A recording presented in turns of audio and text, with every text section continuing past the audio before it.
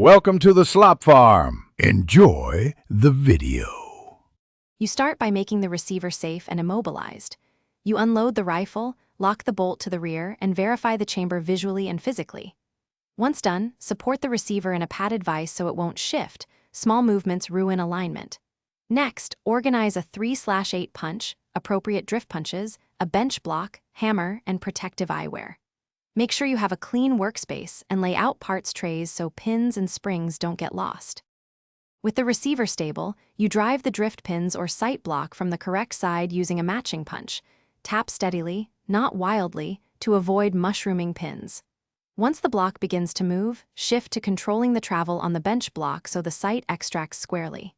If it's tight, apply penetrating oil and let it sit, then repeat controlled taps.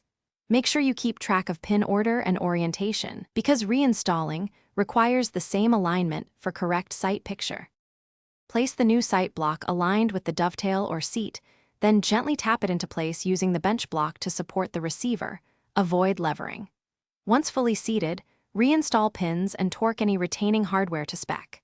After assembly, bore sight or live fire 0 at a known distance. Adjust windage or elevation as needed.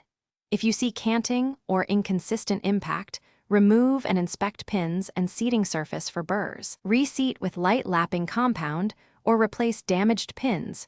One careful troubleshooting step solves most issues. Thanks for watching.